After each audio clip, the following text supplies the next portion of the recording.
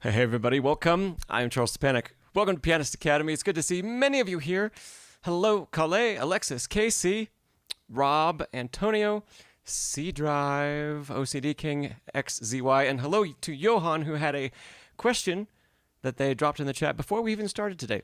So hello, Johan. Nathaniel, welcome. Welcome everybody. Welcome to October. Hope fall, if you're in the northern hemisphere, hope fall has kicked off well for you. Hello, Bethany. We're going to start with just a couple news things, and then we're going to get into just a free open question and answer session today. And I guess we'll say we have two questions that came in ahead of time. I'll cover both of those first. Antonio had a question that he emailed me about, and we're going to be sure and talk about that. First thing up, Antonio. And then secondly, I'll get to Johan's question. Everybody, even if you tuned in after the stream started, can you all see Johan's question? That if you scroll up in the chat to the very, very first thing. Yeah, I'd just be interested to know if people drop stuff in the chat, is it still visible if they dropped it in before the stream starts, or is it only visible to me? Hello, I forgot how to say your name. Is it Licia? I think that's right, but please tell me if I got that wrong. Nathaniel, you say yes about the question. Awesome. Perfect. Okay, cool. Leisha, I'm sorry. Leisha, I'm going to try to really hard to remember that. Thanks for coming back to the stream, Leisha. Okay, cool. Let's start with the two points of news. First up, you heard the piece that kicked off the stream and the little introduction. I have a new EP coming out in 2 weeks or so. If you're subscribed to my other channel, you'll have heard some of that music before. But it's just a big help to me and how Spotify looks at my music if you pre-save my stuff. So there's a link to do that. I dropped that down below in the description. So if you're interested in that and you like the song, please consider pre-saving the EP. It's completely free, easy to do. It helps me out a ton. That's number one. Okay, second thing. I have been talking for a month or two about this big project that I was working on during all of September, and it's finally out and finished up. And some of you may have seen the little post I put in the community tab here on the channel. But I was working super hard on some promotional material for VI Labs, who is a developer of virtual instruments, all piano virtual instruments. And they had a new one come out.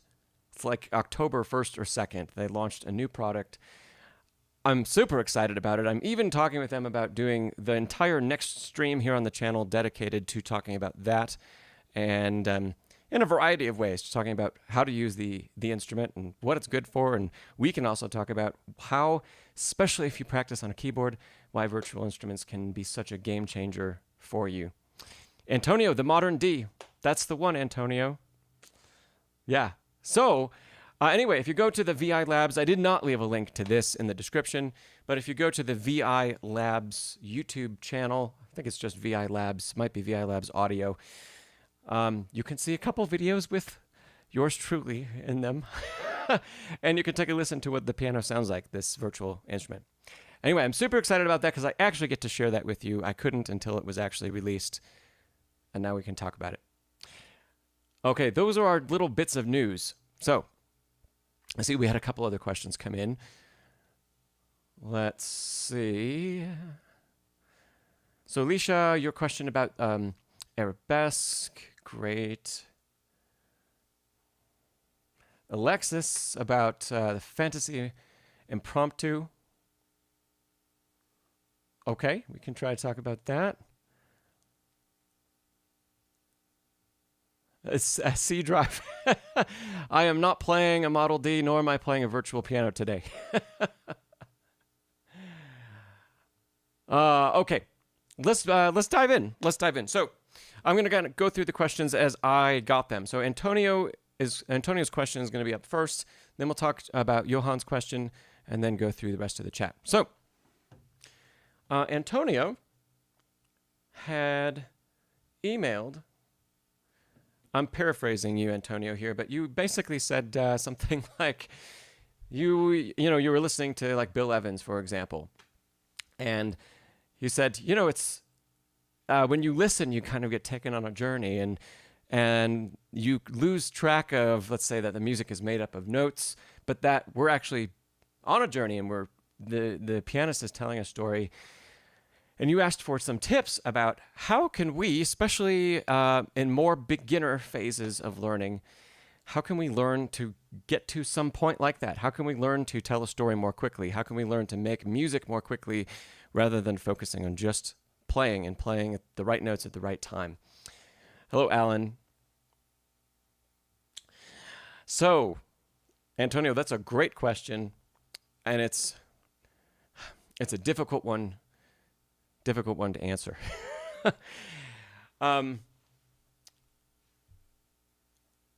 So the first thing, this is going to seem obvious, but there's two components to it. The first one is that we have to learn how to listen. We have to learn how to listen very well. And that can begin by listening to others' recordings, of course. It's great to just fill our ears and our minds with what other great artists have done. And so immerse yourself listening to music, right?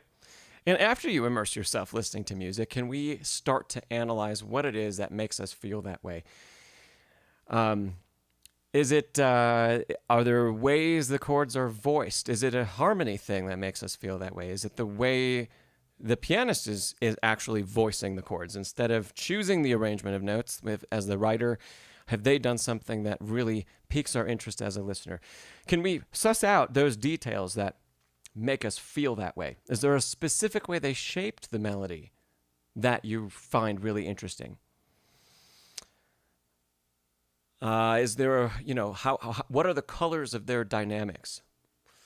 How aggressive is fortissimo? And this could be different from pianist to pianist and different from genre to genre, right? So listen and then start to ask all kinds of questions about what we're hearing, because all of those questions we should also ask anytime that we're playing something. We're going to jump to that maybe in a second. But first and foremost, we have to learn how to listen really well. Because listening, when we can focus on listening, when we can focus on there's someone else doing the playing, and we don't have to think about that part, we don't have to execute, we can really hone in on a lot of what they might be doing. So Antonio, I know that you're already doing stuff like that because you brought up listening to someone else play. You say, Antonio, the pauses between notes. Yeah, so rubato.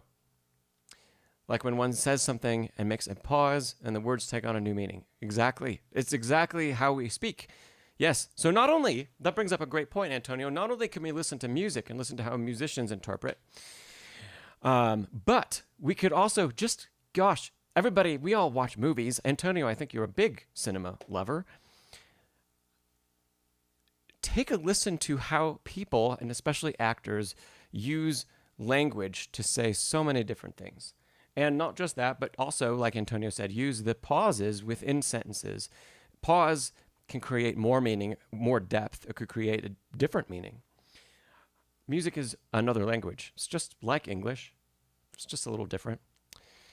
So that's a really great thing, Antonio. Okay, listen. That's number one. Number two, as far as practically applying that, I think one of the most important things that we can work on, even at very early beginner levels, is how we shape phrase. And so a phrase, take a phrase completely out of context of everything else. Oh gosh, I'll make something up maybe. So,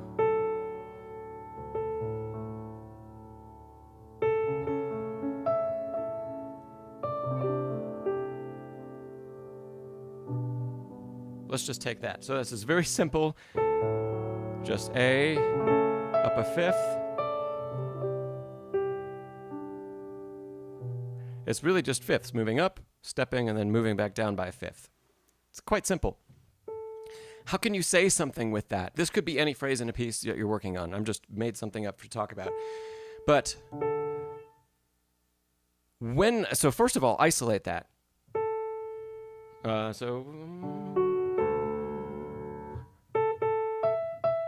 That was the phrase I just played. Just those notes. Isolate that phrase. On a piece of sheet music, that's going to be easier to do than by memory or by ear. But when that's isolated, how can we work on creating shape? Where is the pinnacle of the phrase? Where does the phrase return to? If we're going to add rubato,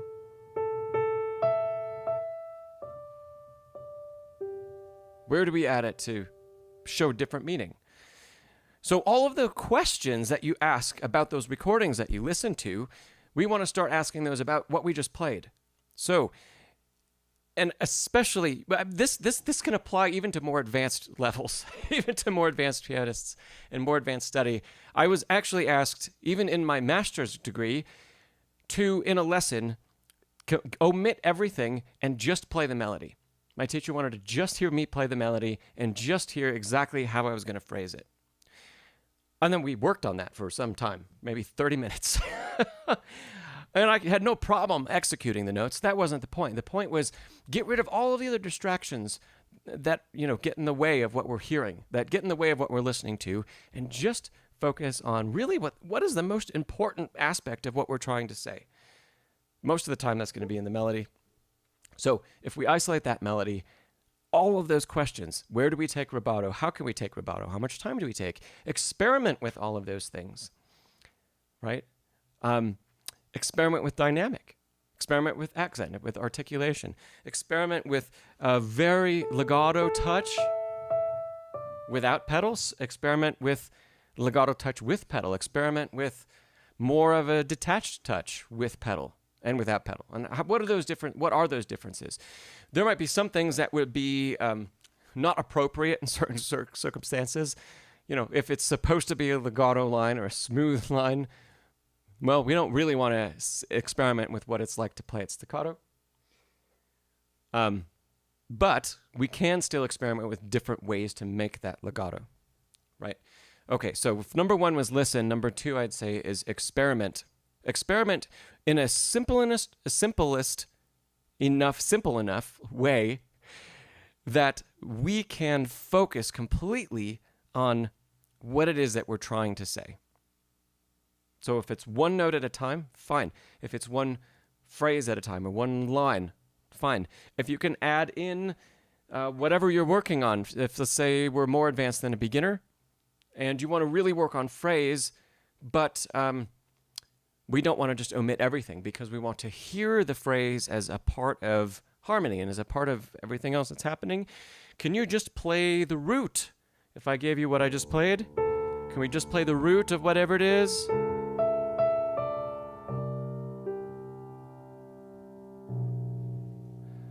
And that can also help us shape. Find out what that harmony is doing. Where is the root of the chord, or where is the lowest pitch going? How is it interacting with the melody? Okay. Third thing, Antonio, and for everybody, if any part of what we're working on is technically challenging, where we really have to think about what it is that we're playing. We have to think about what the hands are doing. We have to think about, do I cross with the thumb here, or do we cross over with the third finger, or I need to execute this with a certain suppleness. If any of those things exist, we have to memorize whatever it is that we're working on. This could turn into, and maybe later in the stream it will turn into, we could have a discussion about whether it's even possible. Is it possible to express wonderful music without being memorized? I have a very strong opinion on that. But the thing that I think that there is no argument about is that when we want to express something, there cannot be anything else. There can't be any other thoughts. The thought has to solely be focused on the expression. That is really hard to do at an early level, at a beginner level. And so it needs to be first, the only chance we have of doing that at earlier levels is memorizing things. We have to memorize it. The hands have to be on autopilot. They have to know what they're doing. So much so that it's not autopilot where we think, oh, I've got this next chord coming up and then I have this chord. It's not even that. It is so a muscle memory memorized that we don't have to take any conscious thought to think about executing the passage or executing whatever it is. That takes a lot of time in practice. It takes a lot of time pretty much for anybody practicing. I think those are the three things, Antonio, that I wanted to bring up. So listen to everything, and listen to it through a lens of what is this, the art, and what is the story that's being told. Music, film, TV, all of those things. Because music is, melodies are still statements. We say melody has phrase, right? So does written language and spoken language. It has phrase.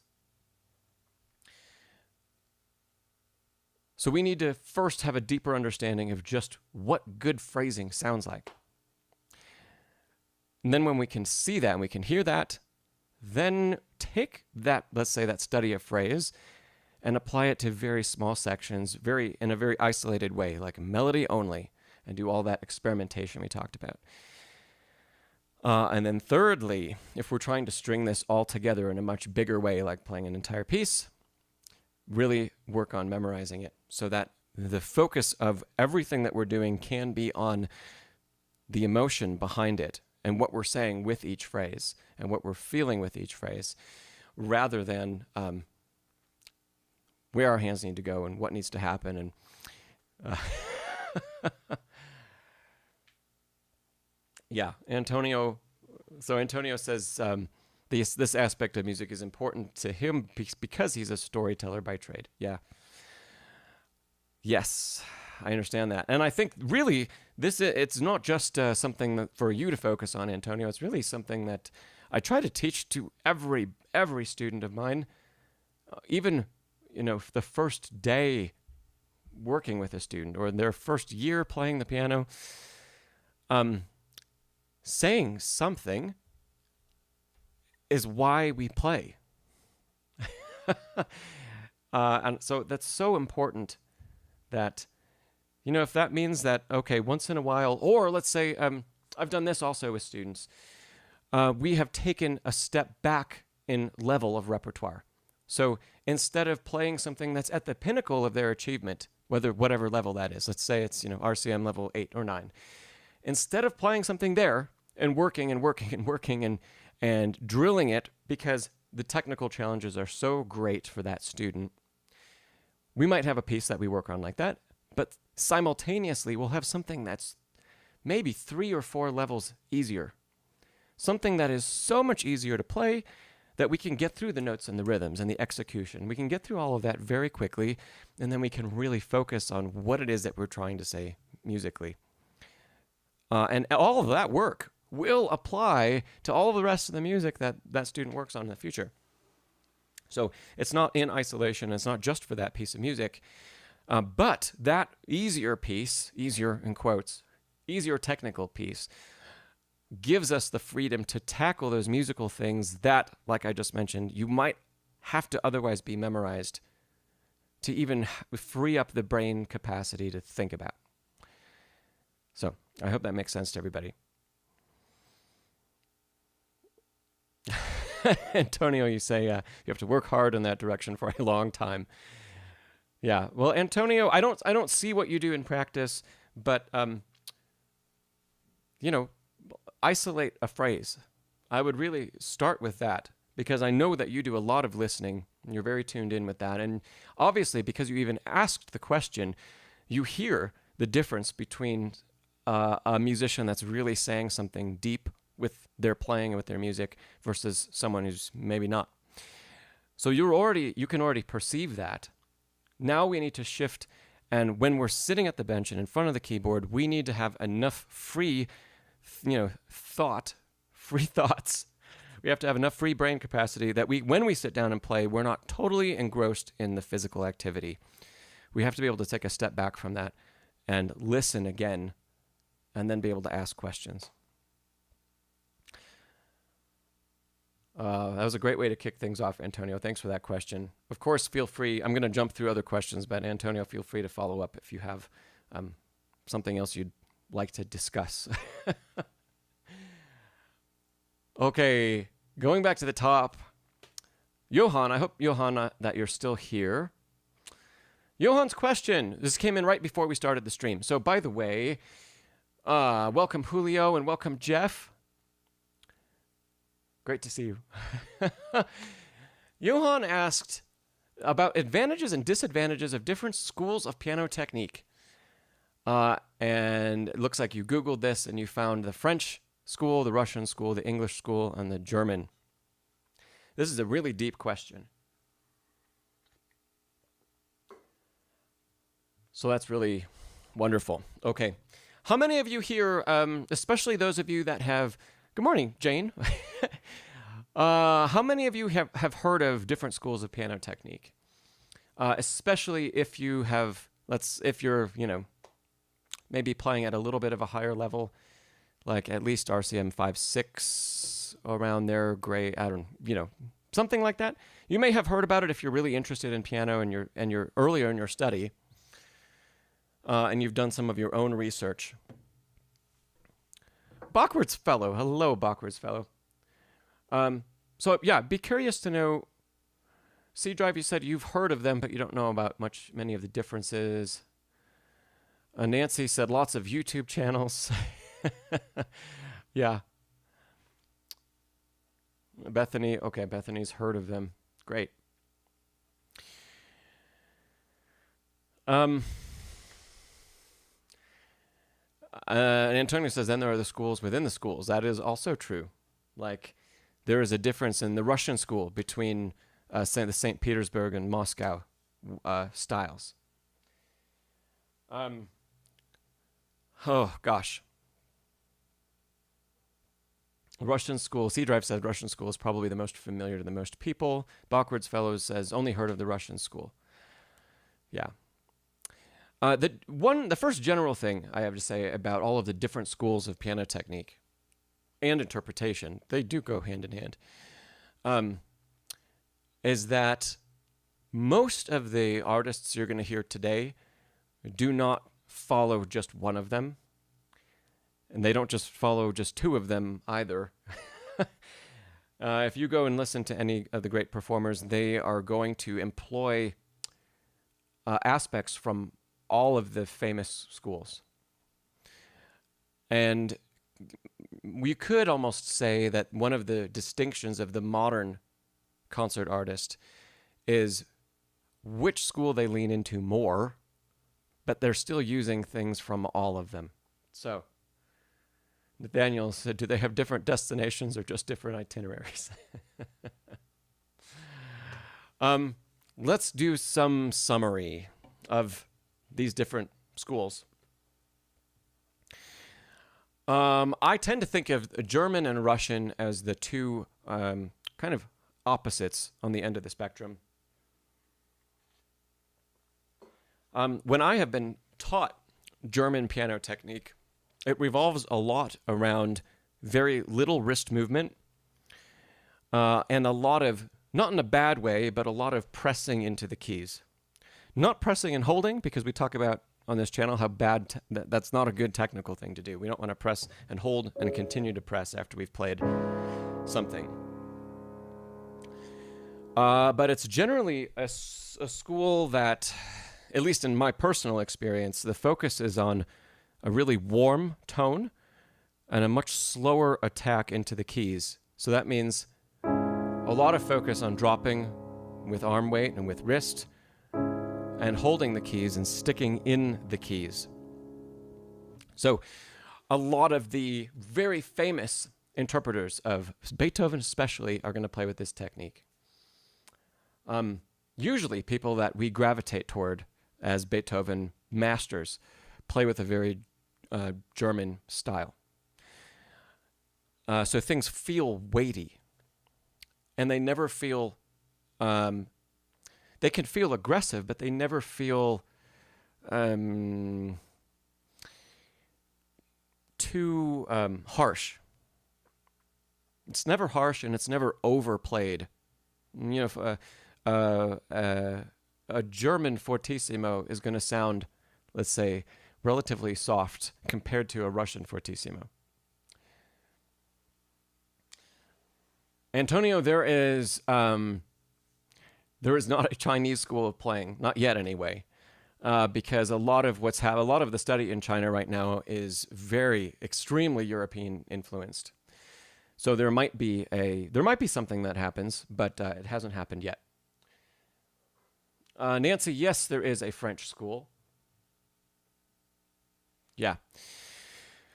So German, weighty, sinking in, never harsh.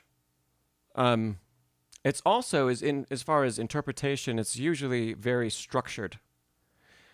When I think of a German, this might seem interesting to you, but when I think of a German sounding pianist, one of my favorites would be Rubinstein. His interpretations are very structured. There is never excessive rubato. There's some. I really love Rubinstein's playing of Beethoven. I don't always love it for other composers. And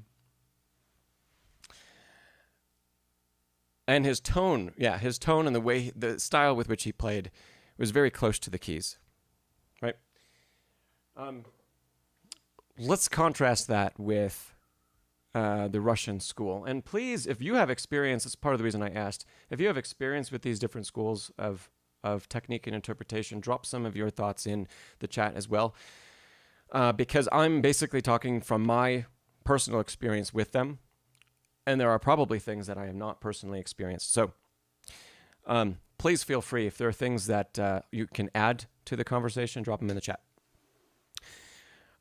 My Russian teachers have been extremely focused technically on huge tone, huge and bell-like tone usually. So two of my teachers, they both at different times kind of taught me the same or a similar technique in that playing really large repertoire. In fact, you could almost extrapolate playing any note in any piece is a very aggressive motion of the arm, the wrist, and the finger attacking into the key and down to the key bottom. And so if we do something like that, I'll just pick a pitch like G sharp. It can be very loud, very easily, and it really rings. Of course, we can mellow that movement and get a really nice, pure bell-like tone. And that's different from German in that a German technique would play that instead. So technically, one of my teachers described this as a snake attacking its prey, that every note was like a snake attacking its prey from this point of actually rest, because the coiled snake, the coil isn't under tension, and just a full release of energy into the key to create a really huge sound. The second thing that I'd characterize as Russian from my experience is very exaggerated interpretation. So everything is bigger. We use more pedal. We play with more legato. We play with a greater range of dynamic. Did I say we take more rubato? I can't remember. But if I didn't, I'll say even if I did, I'll say it again, because I find that some of my best memories studying with Russian teachers were about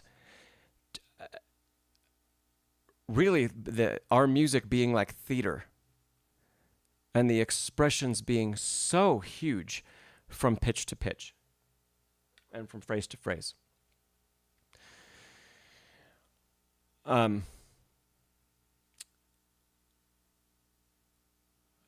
Yeah, I think I'll leave that there. But please, I know many of you have said Russian school, that you've heard of it.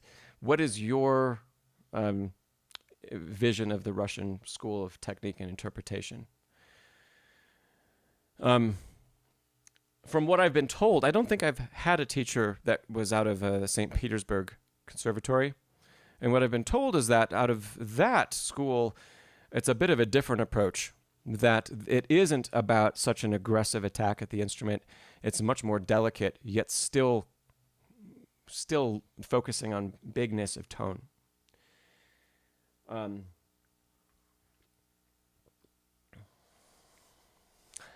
Dith, yes, the Rachmaninoff Vespers. That's very cool. Great experience, Dith. Of the two schools that we've talked about, I lean heavily into the Russian side of things. I've had more teachers of my own that were either formerly from the Russian school when they were younger, or if they did experience more of the schools as they were studying, they still leaned that in that direction. I would say Martha's. Martha, I'd characterize a combination of Russian and French, probably. And Alexis, I love that. Your teacher always said, if you're playing forte, you want to hear forte. Don't make you guess what dynamic you're using. Yeah. I have one virtual student that when we work on dynamics, they play on this kind of small keyboard, and it's on an X stand. And I know those stands are notoriously unstable. And I keep telling him in our lessons, when we're playing forte, I should see your keyboard shaking. If you're really playing forte, because that stand is not going to withhold the force of us playing forte on it. And if you're not playing that forcefully, I can see. Even if I can't actually hear because it's a keyboard and it's via Zoom, if I can't hear that it's not forte, I can definitely see that it's not. Johan, you say you had a friend that was very proud of his Russian style with a lot of arm movement. Yeah, I can see that. The arm movement to engage the whole body to play with such great force. Yeah. Let's quickly talk about French. French is, I'd say, actually more similar to the Russian school than the German school, even though geographically they're different. They're not like that. But I would characterize the French school as being more about a little more excess in interpretation. But the tone is going to be produced very differently. Everything's going to be with more of a close touch at the keyboard and more sweeping motions. The pearl-like tone, right? That comes from the French school. And that tone is a lot about actually playing detached. When it's intended to be legato, it's about playing detached and softly with subtle finger movements. So that's very different than German, which is about press and engagement with the bottom of the key, and Russian, which is, I would characterize, if you don't like the snake analogy, like the striking of a bell. Every note is like that.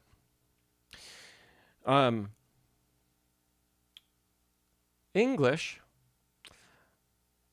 I don't have a great deal of experience with any English school of technique.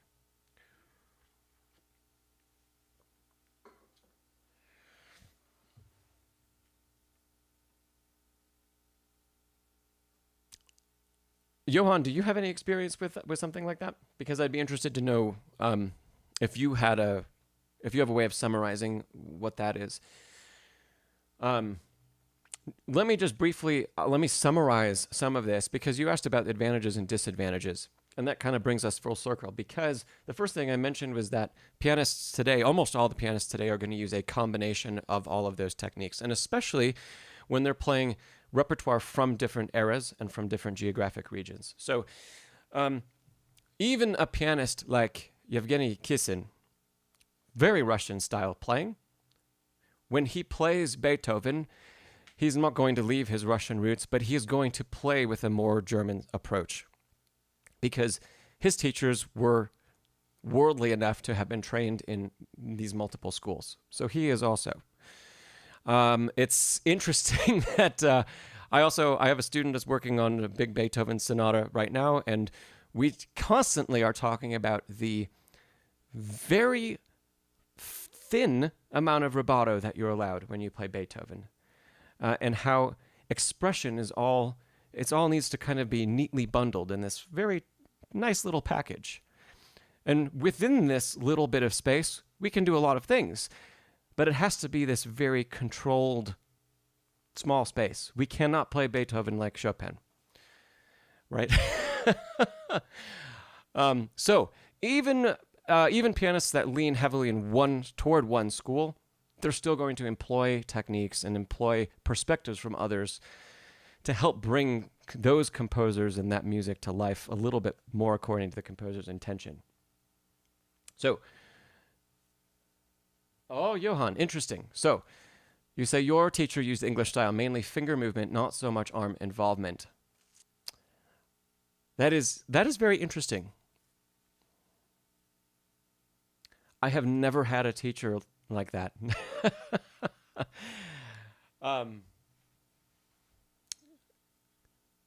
Yeah, even my teachers, my both American and German teachers, playing Bach, for example, focused on more arm movement and not just playing from the fingers. And Johan, how does is there a way you could summarize an English style of interpretation?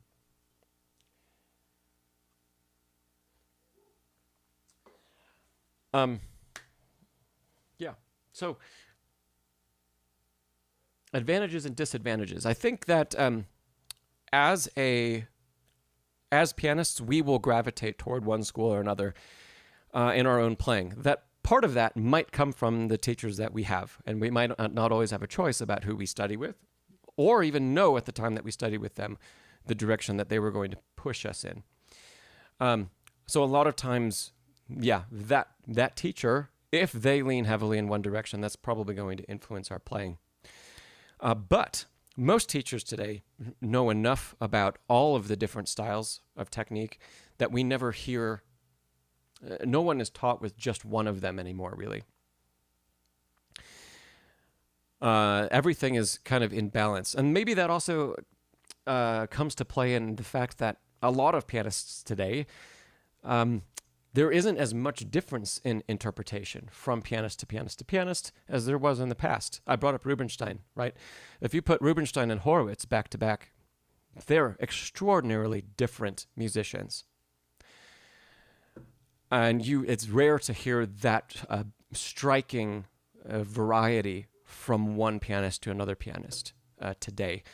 And part of that is because of the way training has gone, and that everyone is taught a little bit about every style. Johan, so yes, you say the interpretation in English school is softer and more reserved. Yeah, I would be really interested to hear. Johan, what do you know? Yes, Lucas. I would be interested. Do you know of any pianists for us to listen to that play with an English style that we could find online or on Spotify? Because probably everybody that I talk about and that I gravitate toward they're playing with either a Russian style or French mostly, and only a little bit of the others.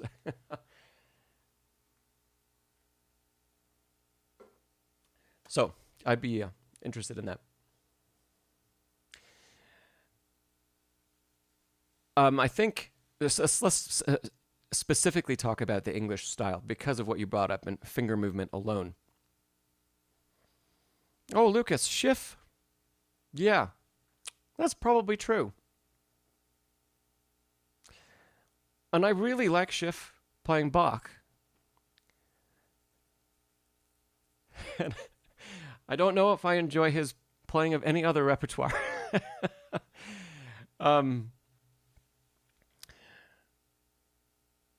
That would be, it would be interesting. I was just going to say it would be interesting to hear an English style, an English school pianist play Chopin or play Rachmaninoff.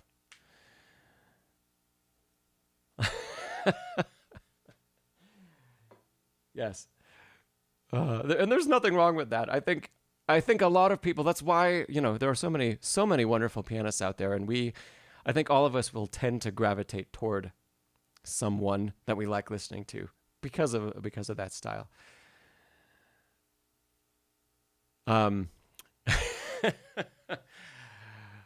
Oh gosh. Okay. And Nancy, you said the styles correlate with the nationality of composers. In general, yeah. These schools of technique align well with a repertoire from those geographic areas. And the trouble is, and part of the things that I think is beautiful about today and about how we can have experience and we can teach from all of the schools a little bit, is that we can play everything, whereas before, gosh, it would have been more rare for a composer, and especially for people that went to listen to music, whether that was, in the courts or in the palace or, later in the salon. The people that heard music in the 19th century and in the 18th century, they really would have almost only heard music from their geographic region. Unless they were extraordinarily wealthy. Of course, a lot of music revolved around very wealthy circles back then. But in the composers themselves, we have letters usually from them that talk about their travels to different places. And while they were relatively well-traveled, many of them were, still, a trip to France was very rare. And that would have been the only time they would have even gotten to hear a different style of music or a different style of playing. Rhodesy, that's interesting. Hello, by the way. Rhodesy, you said John Ogden. Because John Ogden's performance of the Liszt Sonata is one of my favorites. And it's extremely powerful and aggressive. So I might go back and watch that video of him playing that to take a look at his technique while he plays.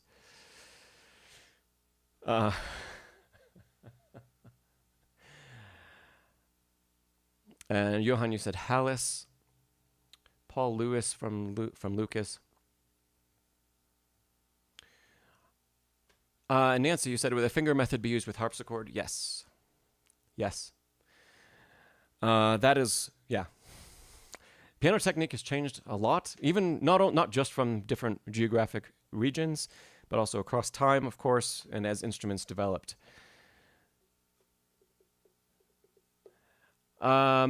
Jazz rhythms, hello. Does the Taubman method draw from the Russian method?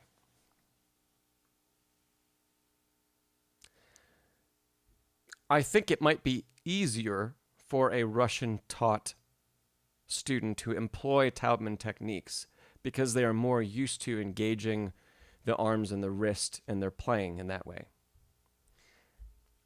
But I don't know of a specific correlation actually between the schools of thought. Yeah.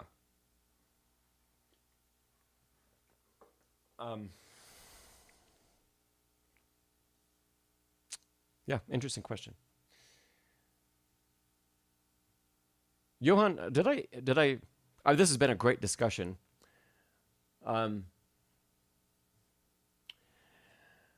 I don't think I really summarized much of that. But I think it's important as students today and as pianists today to try to incorporate at least components of the different schools of thought and the different schools of technique when we're playing repertoire that originated from those areas and from those times. I think that can lead to a more historically accurate interpretation. Now, the degree that we go in that direction will be influenced by, what direction you heavily lean in. So, like I said, I lean heavily into a Russian style of playing. And so I am never going to, I don't want to completely omit the arm movement that I play with and the wrist and finger attack that I play with. But I will tame it, let's say, to play Beethoven or something like that. I will get rid of even more of it to play Bach. But it still won't completely leave. It's like my foundation is in that school. And so it's not going to completely go away. I'm not going to change that. And that's part of what the tone is that is my tone as a pianist. It revolves around that. Greetings, Ricardo. Ricardo, you're coming in at the end of a talk about different schools of piano technique and interpretation. Lucas, I'm not officially a Taubman-trained pianist, but a couple of my teachers really heavily employed those styles of techniques as they taught me, especially as one of my earlier teachers kind of rebuilt my technique from the ground up. And so I've experienced Taubman's style, but not completely, like, wonderfully 100% Taubman. I don't play with that approach there, but I do, and I do teach things like wrist circles and arm movement and rotation and things like that. Those are Taubman techniques. Bachwards fellow said, "How much do I adapt for Debussy?"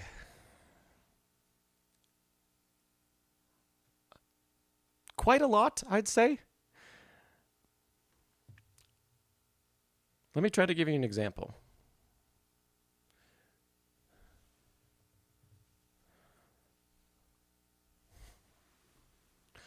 Ooh.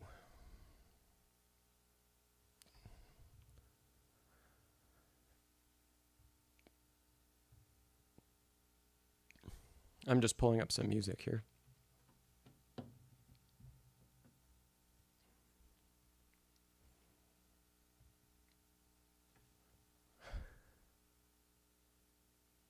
Okay. Everybody will know this piece.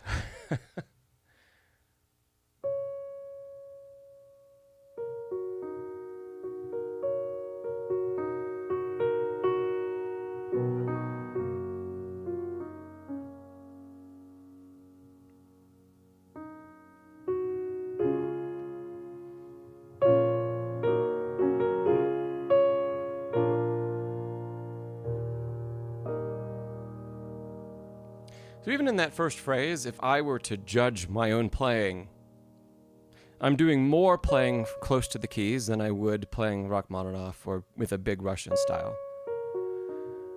But there's still a lot of arm movement and wrist movement.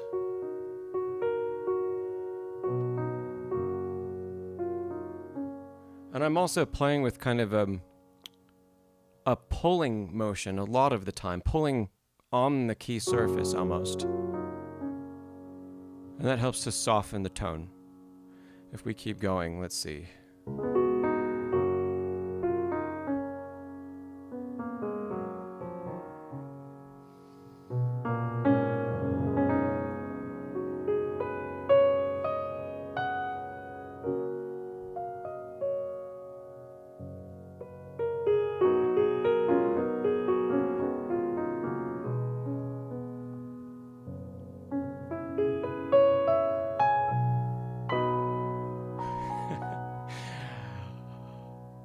Yes, a Bachwards fellow who said, "Your playing looks like Rubinstein." I'll take that as a compliment.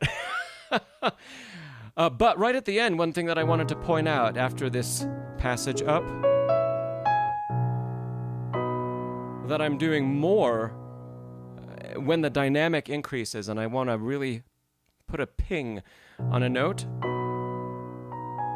There's more articulation from the full arm, wrist, and fingers as opposed to just fingers with maybe a little wrist. That's my style, right? We get into the climax of the piece.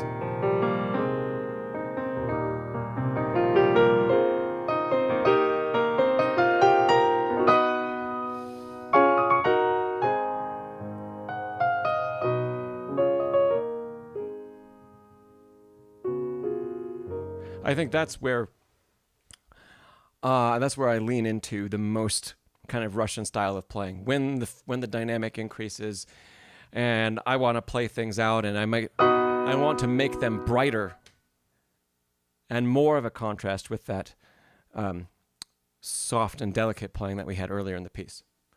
Does that fully align with the French school? No, I wouldn't say so. I think the French school would be more subdued at the top of this. After all, it's only marked mezzo forte. But like we said, Russian style is to exaggerate. So, Kyle, welcome, Kyle. Oh, wonderful. Great. I have so many questions to get through. Back from the top of this? Goodness gracious. Lucas, you said you can't talk and listen to Debussy. I don't know what you mean by that, Lucas. You mean, I don't know. Fill us in. Thanks, Backwards Fellow. Okay, this has been a great talk. Let's see. I need to go back to the beginning of the chat because there are so many questions that have come in, and we've already spent 50 minutes on just 2 of them, and I want to make sure that we hit more questions, but this has been a really interesting conversation. So thanks, Johan, for a very, really great question. Okay, let's jump way back. Leisha, I hope you're still here, Leisha.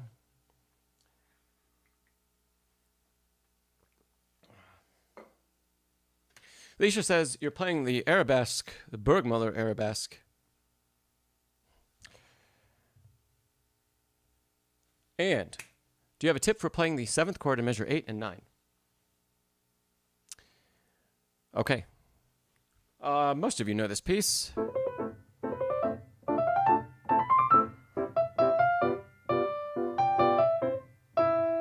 Right? Let's see. If I can get my iPad up again, I'll show some of the music for this. 1, 2, 3, 4, 5, 6, 7, 8, and 9. Here we go. Okay. Visha's question is about these 2 bars and the left hand right there. So a tip for playing the 7th chord in measures 8 and 9.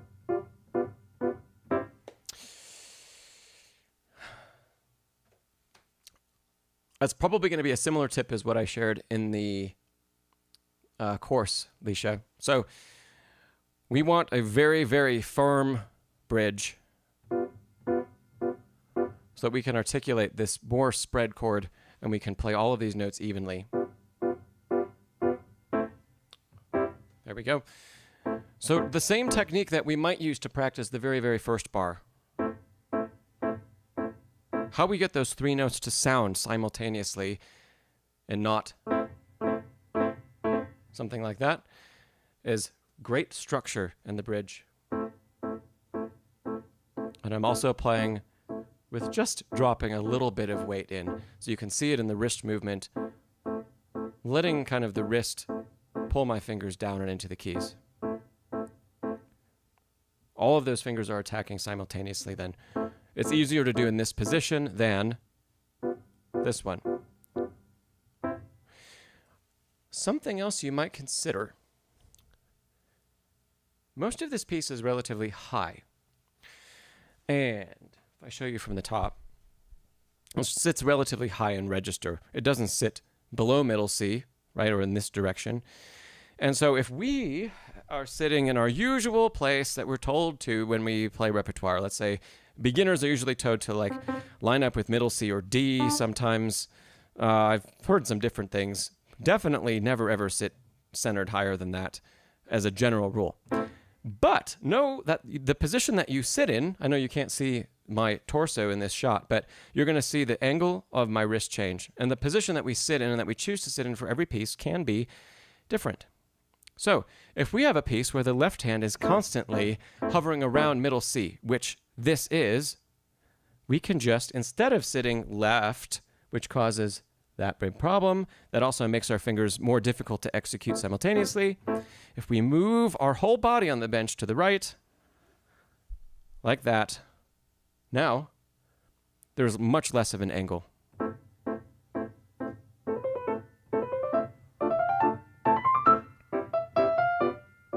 When it comes to this measure, now that's much more in alignment than if we were sitting back here and trying to play it like this, right?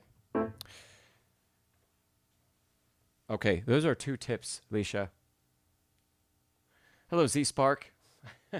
So, Leisha, I hope those 2 things help. We're working on good foundation, good bridge, good structure in the hand, dropping with arm and wrist to allow those notes to be played, and not trying to play them with fingers like that. Don't do that. And then aligning our body in a place where we can keep the wrist in alignment, so further up the keyboard. To give you an example of where I just was, when I played the second version of that, I was centered right around F or G above middle C. That was the center of my torso, as opposed to the spot where I usually sit to play most repertoire, which would be below middle C, by a second or a third, probably. Okay, sounds good, Leisha. Thanks for the question.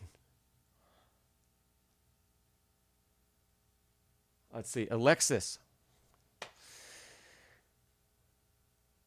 So Alexis, your question. The coda for the Fantasy Impromptu. I don't think I have... Oh, I do have it on here. I have not... I've taught this piece. I have not played it myself.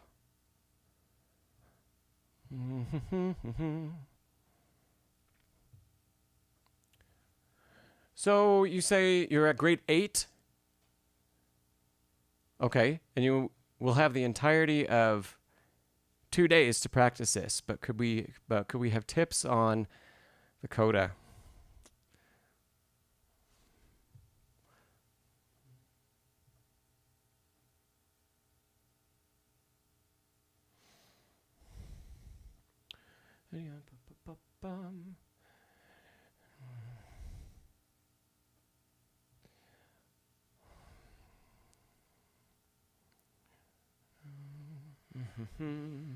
So, sharp. Oh yeah. Forgive my sight reading here.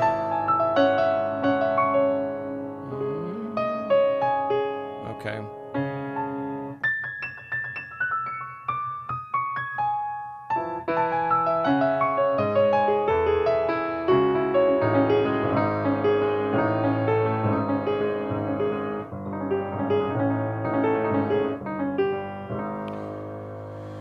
Alexis, are we talking about that? Like from there to the end?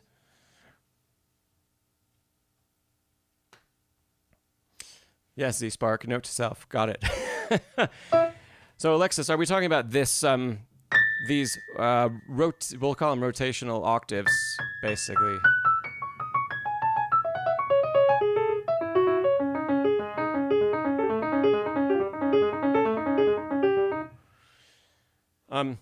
Because the rest of this, the repeat, we have a repeat of the main motif.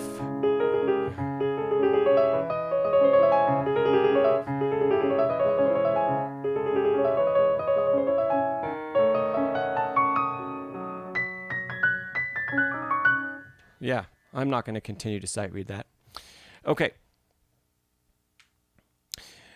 So, Alexis, I would focus on... Oh, let's divide this into 2 things, especially for this passage. One is feeling a drop, feeling each of these as one gesture, let's say. So a drop in. Let's zoom in on this. We're given accents, which is lovely, and those accents, I think, can continue through the passage. So starting in 115, feeling that we're actually dropping in with those. If you haven't already, I would group them also. Practice in groupings. Those are the easy ones. We've talked about groupings before, but do the easy one, which is the whole thing. Sorry about that being covered up. I don't think I can. Oh, there we go. Okay. So each of those, of course, yes.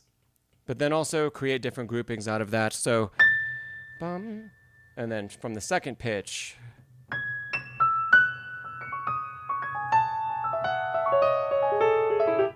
Yes.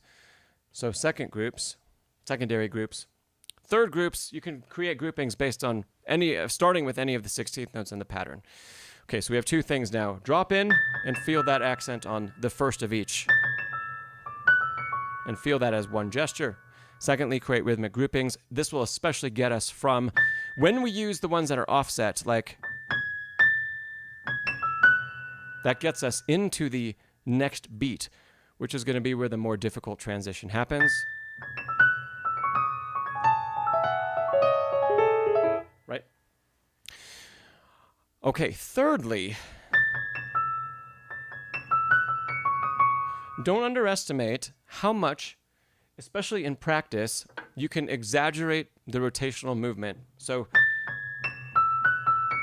can our rotation to the fifth finger,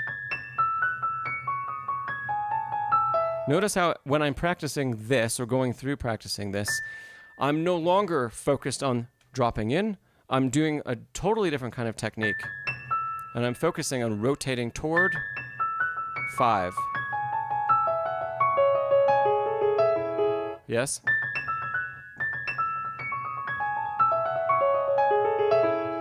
Almost, 5 is almost getting a little accent. That's okay.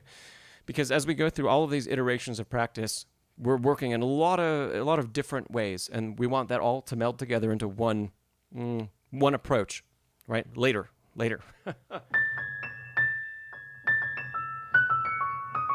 Okay, there's a secondary rotation in here as well. Ricardo, perfect point. Love that. Every accent is a point of relaxation. Let's take what Ricardo said to the epitome of how we can use that. If we practice accenting in all of the variety of ways, we are going to practice accenting every single note in a passage, every single note in a beat. Not all at one time, but over the course of many different types of repetition. That means we are also practicing relaxing on every single pitch. Ricardo, that was such a succinct summary. Thank you for that. Okay, Alexis, there's also a secondary rotation between 3 and 2. So, going back to that music really quickly. The first one we focused on was rotating into 5. And then, of course, naturally we rotate out of 5. I don't think we really even need to think about it. The hand just wants to come back toward the thumb. Okay, that was the first one.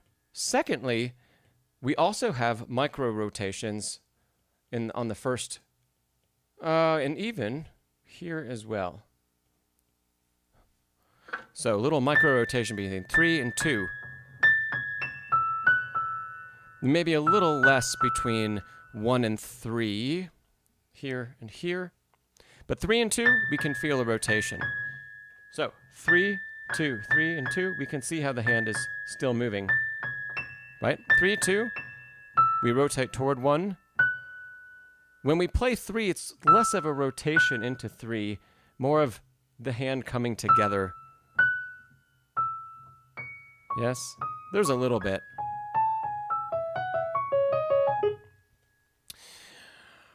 Okay, so Alexis, this is all making sense. Yes? When you practice with groupings,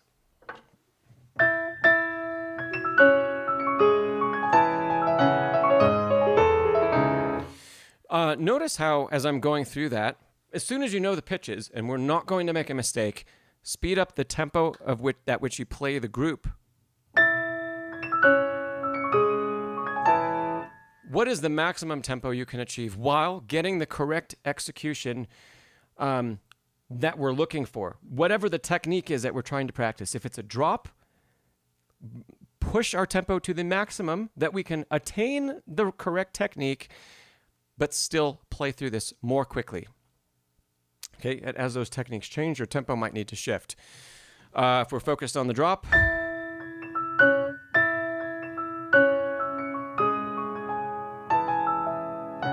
there we go. Something like that.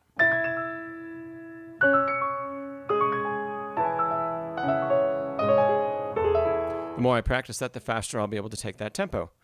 Then, when we're focusing on rotation, depending on how much time you've spent feeling that, we might need to take the tempo down.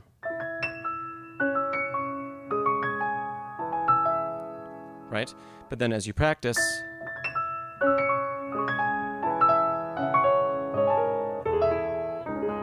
I don't think that's the right, it is, no. There are the right notes. Okay. Throughout all of this, once every, this is up to you. So I'll start by saying once every so often because you're in charge of making this choice. But we could set a time limit of maybe 10 to 15 minutes. Go back and take your tempo down and focus on every pitch.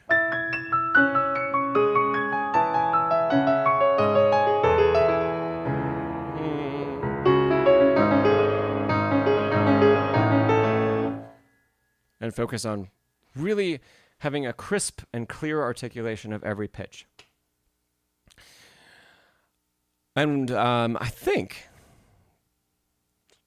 you can continue to apply these for the entire remainder of the piece because the motion is very similar.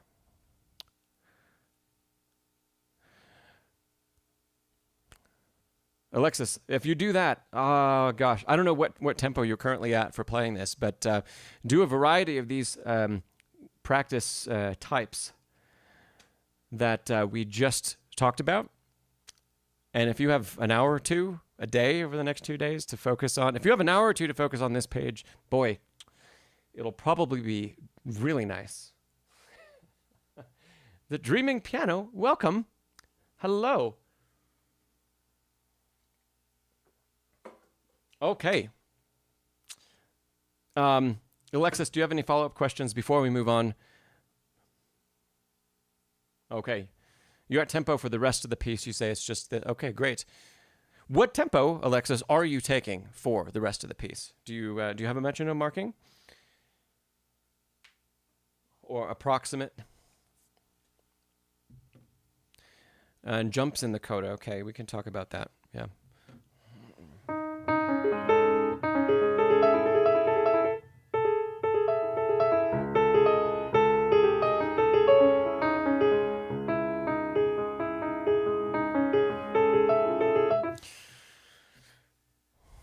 Yeah. Alexis, let me see what your current tempo is, and then we'll talk about some of those leaps.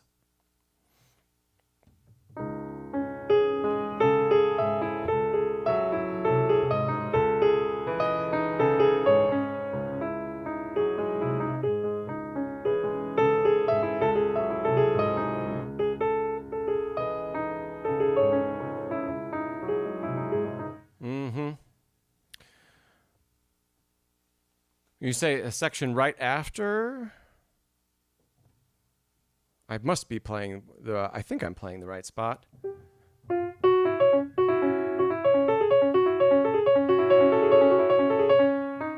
If it's that, Alexis, give me a bar number.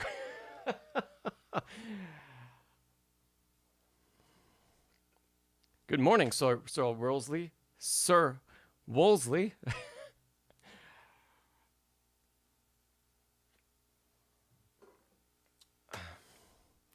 You said right before, so it must be then,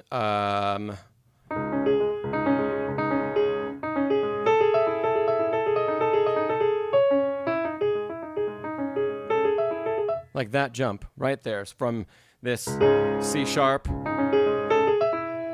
up to more like an, well, Just a little suspension.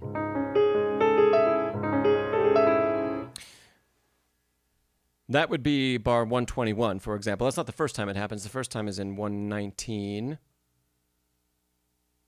Hopefully your score has measure numbers.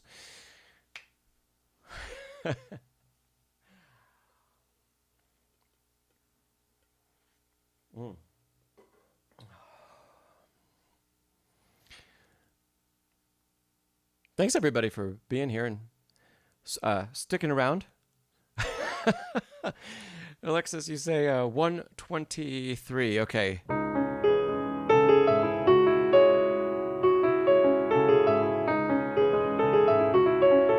Oh, okay. This is going to be the same as when it happens in more isolation a few bars earlier. That just needs to be performed more quickly. Yeah.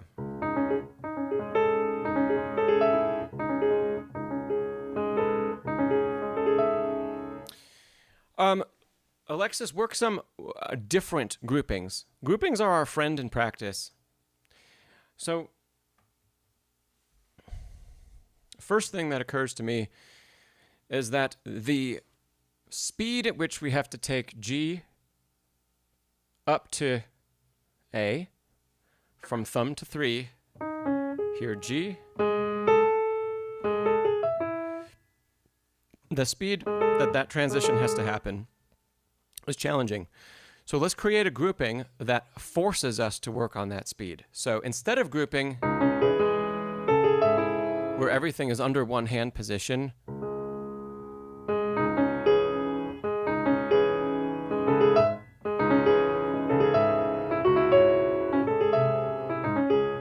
so notice what I'm doing is I'm taking that note as the first note of our group and playing, come on, there we go, to that one. So fourth note, the fourth note of every 16th beamed group is the beginning of our practice group. So bum ba da da.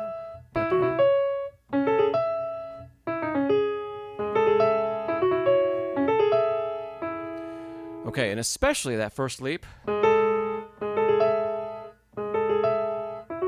We're going to get a lot of practice in isolation, making sure we can actually execute that jump.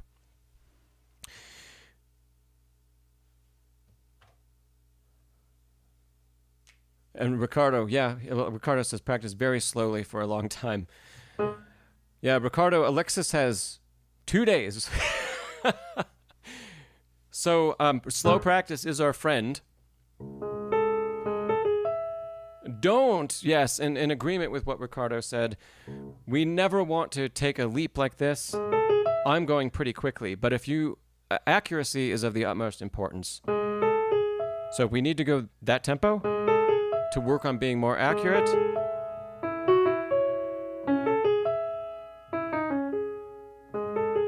then that's great. I would like to point out also that we want to feel one movement of the hand from G up to A.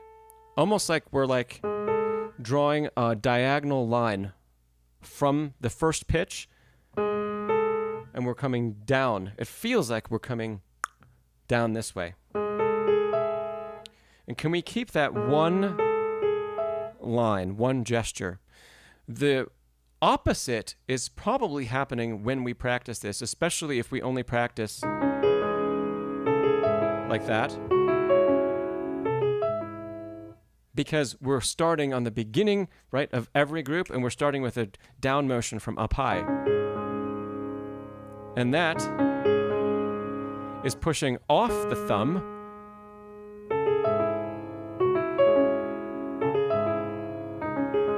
right? But that creating this arch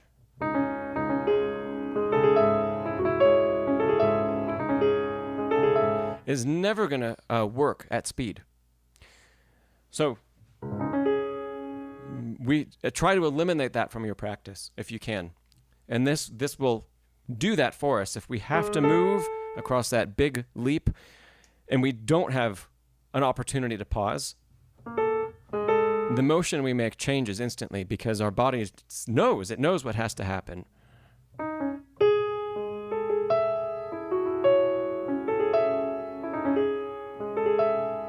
Okay, the other tip, Alexis, in performance, tell yourself you have more time to make the leap than you realize you have. There is something magical, purely psychological that happens when we calm our mind down and say, this isn't so hard. And I have plenty of time. I have plenty of time to make the leap. I have plenty of time to play the transition. And then let what you practiced happen within that time. Don't, the freak out moment that might happen here, which is, oh no, they're coming up and I've got these big leaps. Okay, the freak out moment causes us to retract and tense, which actually, in an attempt to play things fast, we actually change how we've practiced. We change the execution of what we've worked on. We break muscle memory. And then, in tensing, we're also just everything is locking up. Locked up hands, locked up arms are the opposite of what we need to play fast and accurately.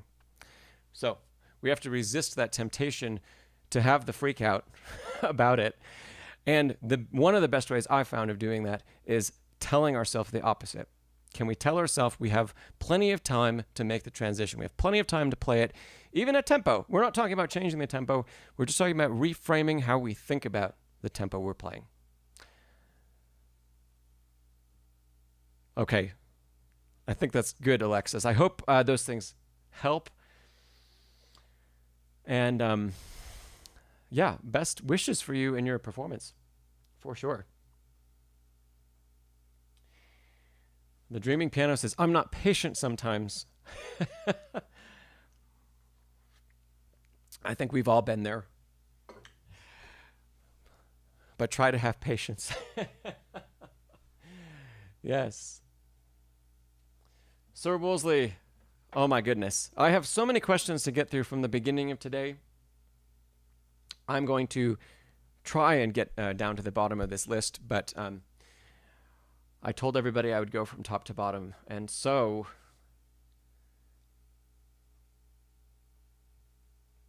XZY had a question. What are the best ways to play glissandi? Are there multiple methods? I feel like you're always ripping the stubs of your fingers off. Okay. XZY, is there a particular piece you're working on, or is it just glissandi in general? Hopefully you're still here, XZY.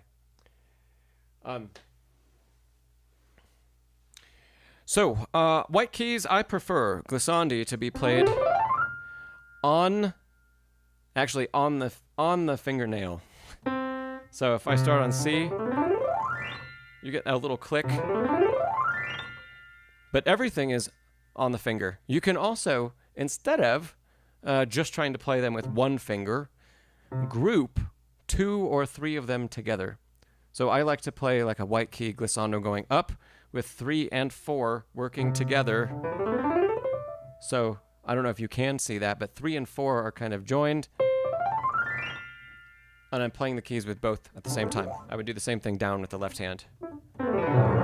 Okay.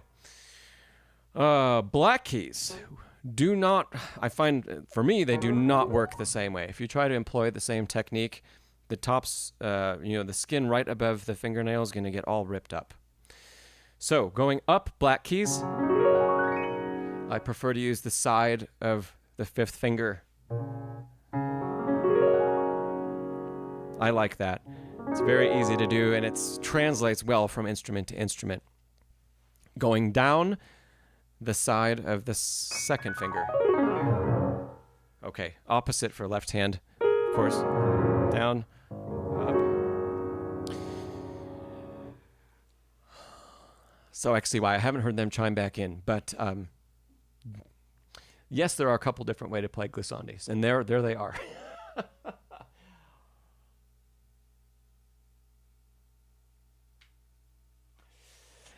If on the white key ones, especially the ones where we are using finger and nail together. Let's see. Oh, I didn't talk about going down with white key. I would play going down the white keys also with the side of the second finger, and same thing with the left hand going up. But when the fingernails are engaged, if you feel like the skin is getting ripped up and your fingers are bleeding and, you know, all that stuff that we don't want to have happen at the piano, lighten your touch.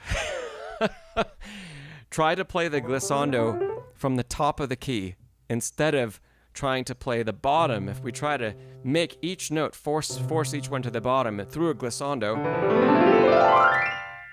that's going to be painful. Most of the time you don't need to play a glissando that loudly either.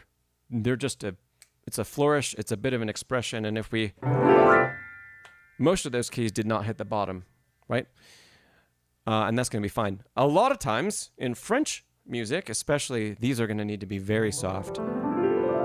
Especially black key ones. So if you get in the habit of feeling like we are Rhodesy? So let me finish that thought. So if you're in the habit of feeling like you're digging in, it's going to be great for all of your repertoire to just feel like you can lighten that up. Yeah, XCY, you know, yeah, every piano feels different. Actions that feel heavier, sure.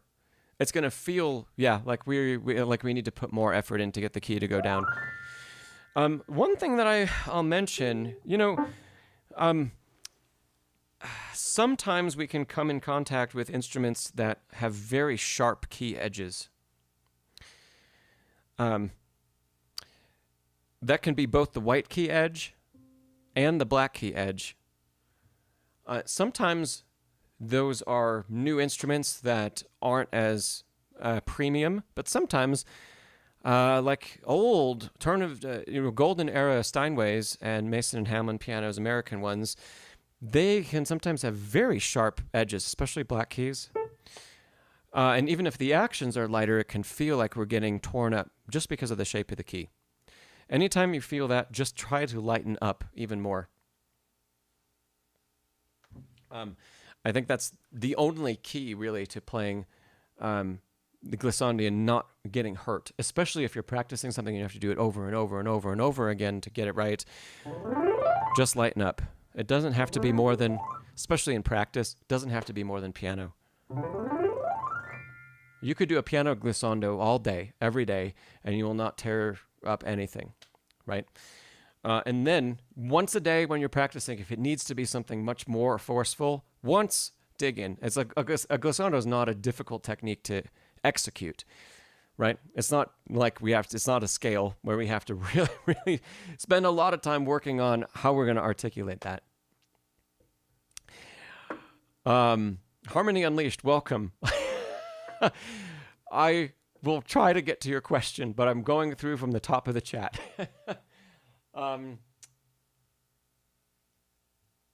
Let's see. Rhodesy, you said... oh, yeah. Okay, great. Some other people answered that question. Glissandos aren't serious music, Rhodesy said, are they? They're just filler. And XZY, yeah, wonderful response. Ondine, yeah, great. No, Rhodesy, Ondine is not just repeated chords, although that's maybe what the technique it's most famous for killing pianists with. Okay, let me jump back to the top. Bethany, I think you were up next. Yes. Okay, Bethany's question is about bringing out one note of a chord clearly and consistently. Bethany. Actually, you know what? I'm going to ask everybody else, because there are a lot of people who've been here over the course of many streams. Do you know my favorite way of teaching how to voice a chord? I know I've talked about it maybe half a dozen times on streams. If I don't get any response in like 15 seconds, I will go ahead and talk about it. But Does anybody know? Oh, Seth. I know that was a joke. That was my face plant. Nathaniel ghosting them. We want to do the opposite. We want to bring them out, right? Ghosting isn't going to help us bring them out. Okay, so pick a finger to land on, Dith said. Focus on that finger. Leaning with weight of the hand. Sir Wolsey, that's a good start. Unfortunately, I don't think I have the exercise on my iPad that I could show on screen. I do not have it on here, but I will talk about it. Rotation, Seth says, possibly. Rotation and leaning with weight, like Sir Wolsey said, can kind of go hand in hand. But there's another exercise. Okay, it's not ringing a bell for most people, so that means we should talk about it again. Okay, there is a book of exercises by Dochnani, Dohnanyi.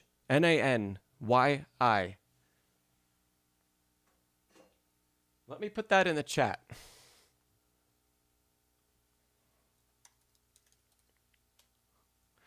Okay. I think it's exercise 14 of the book. There is only one. It's called Essential Finger Exercises. And this exercise is about removing the note that we want to bring out from the chord. So let's say we have, let's pick an easy thing to start with. D major triad. Okay, we have D major, just 3 pitches. And if we want to bring out, or we want to practice bringing out each of these pitches, we're going to first play the note we'd like to bring out and play it forte with a good accent. For example, the 5th finger. And then play softly the rest of the chord. Okay, that's the crux of this exercise, is doing that. Now, if we really want to take this all the way and develop the whole hand and not just the 5th finger, first, speed up that accent. So how fast can the accent be played? Until we're now playing the whole chord simultaneously. So we started with an accent and a big separation, and then we started to speed up or shorten the separation. Okay. Now, taking the exercise further, we're going to do that for every single pitch of the chord in question. So we just did for the 5th finger. We're also going to do for the 3rd finger and the thumb.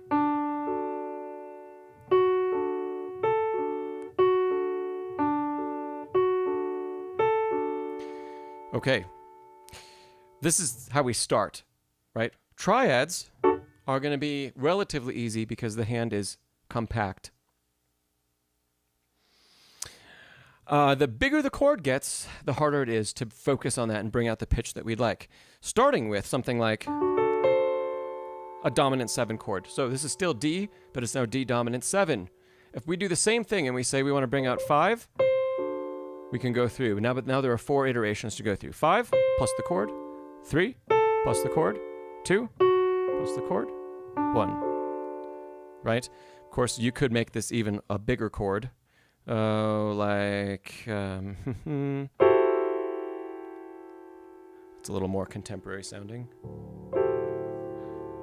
And now we're using all 5 fingers. We could continue to go through the same exercise. In the best case, we're going to, let's continue with just a triad first. Once we have practiced executing these with separation,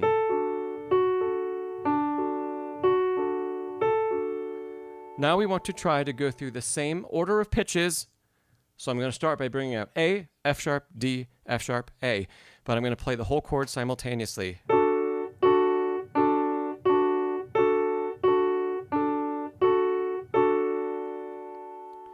So what you will have learned by separating out the notes is going to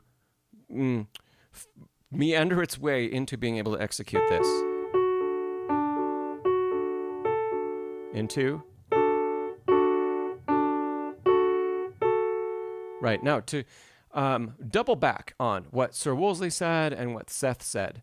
We can also, especially if we find that it's not transitioning, if we're not getting this connection from separation into the blocked chord, we can use a little bit of rotation and arm weight toward the finger that we'd like to bring out. So if we want to bring 5 out, instead of trying to play from a neutral position, what if we take the hand and we rotate it just slightly toward 5? And now I'm standing a little more on the 5th finger. It makes it much easier to bring that out. If I want to play the thumb out, I'm not going to try to play it from this position because it's going to be hard.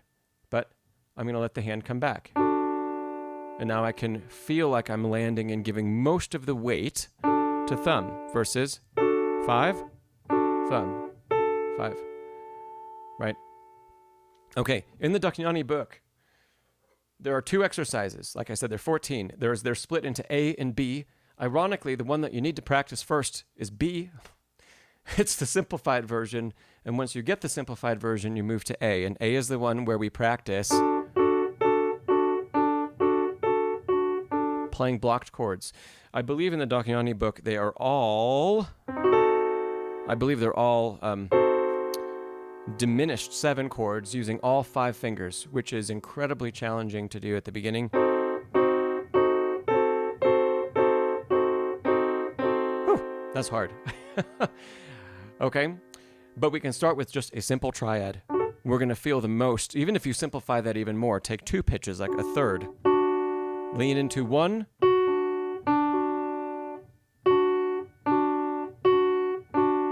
Right? Okay. Okay, Bethany, if you're still here, I hope you're still here. I hope that helps.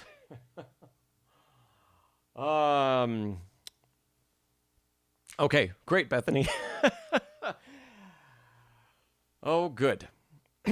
So, those of you, if you ever, as you want to learn how to voice chords better, that is, gosh, I keep coming back to that exercise when I teach.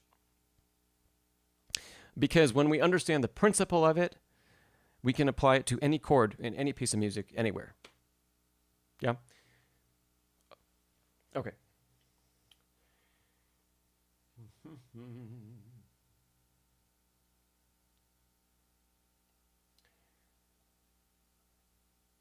Oh, good. I'm going back through the chat and seeing what I missed.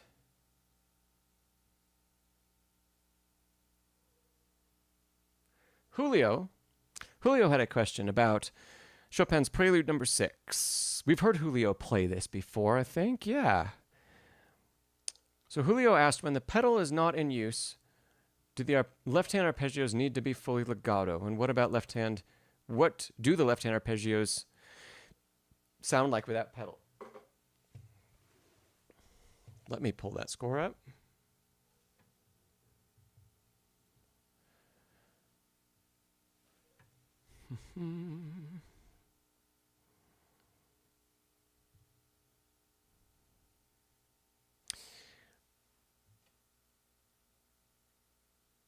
Oh, backwards fellow. Dakiani exercise 9. I will look that up. I'll look that up next time with I have the book out.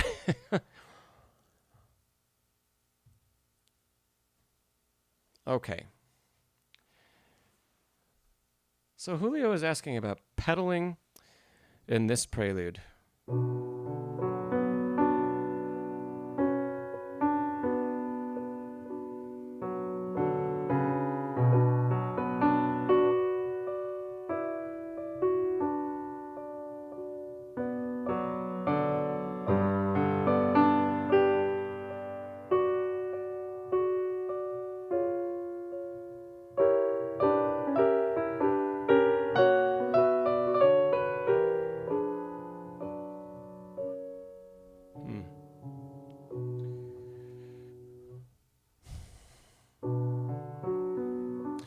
First things first, Julio, and I had a feeling I was going to say this, but I didn't want to speak too soon.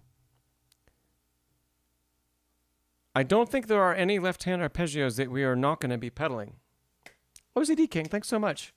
Thank you.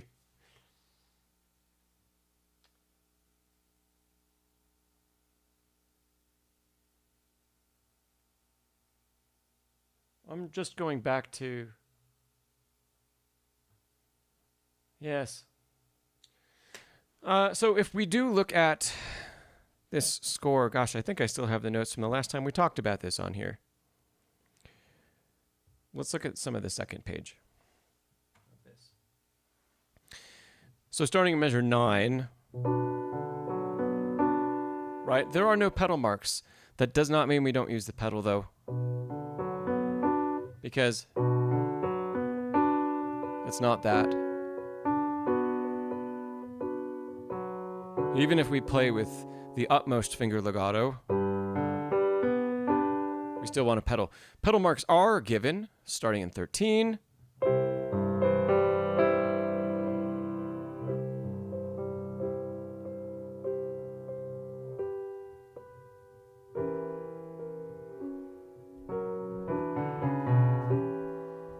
Yes. Song and Wind says, even Schiff admits to pedal use. Now that's really saying something. Sometimes, it depends on the composer. Sometimes in Chopin, we get pedal marks for an entire piece. Sometimes we only get a few bars. Usually, if it's only a few measures of pedal, that's the composer telling us, pedal in the appropriate way, pedal in a legato way, for the rest of the piece. And here are the bars where you might change, or where I'd like you to change, a traditional pedaling approach to something different. So what happens in 13 is that Chopin tells us with the marking that he wants all of that to ring. And then where the dynamic changes, take a new pedal. And then the pedal is written to come off here. And then there are no more pedal marks. The very last line here, the last 4 bars have a new mark. That doesn't mean the next 8 measures don't get pedal. It just means we go back to good pedaling that follows the tradition of legato pedal.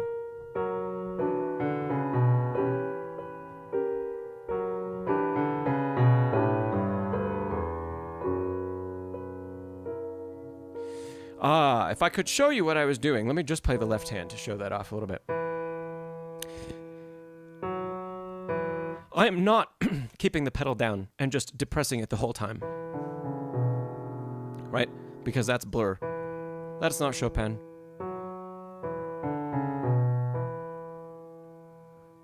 But what I am doing...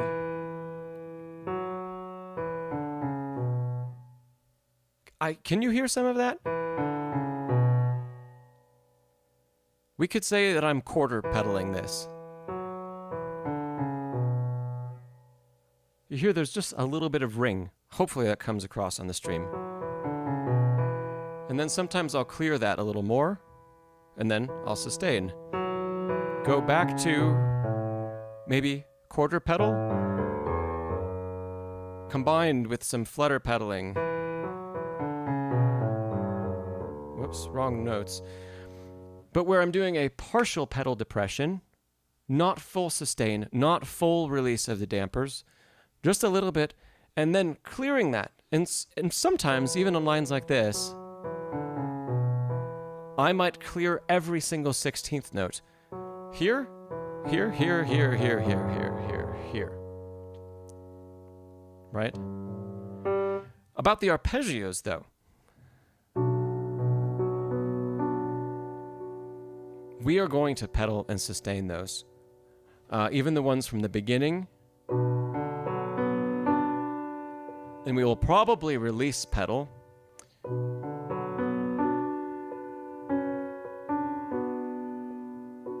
At the top of the arpeggio. Christopher. Thanks so much, Christopher. So, this is pedaled with a release for the uppermost pitch in the melody.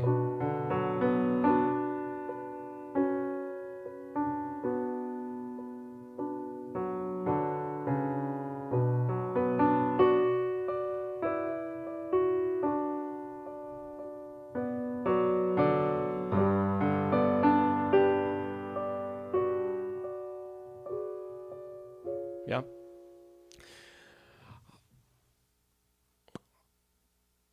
Oh, thanks so much, Christopher. um, so Julio, I hope this is making sense. Try to always be using the pedal to some degree, because we never want to play this completely dry. We will not be able to make enough connection to sound like Chopin using only fingers. And when we do pedal, we just need to be particular about where the release happens. Where does it happen and how much gets released? That's a bit of an advanced topic.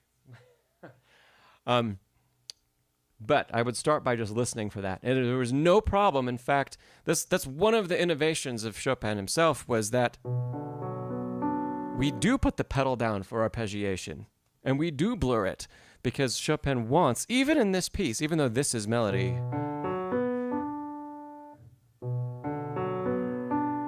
we do want some of that resonance there. And it's especially true in, we've talked a lot about the nocturnes, right? I'll go back to 27 number 1 because I play it all the time. That's all one pedal. And that was something very different for Chopin from, different about his music from past composers. Past composers, especially if the pedal wasn't as good on the piano, pedal was a relatively new thing in Chopin's time. So he wrote music that used it on purpose. Okay. Hope that makes sense. Yes?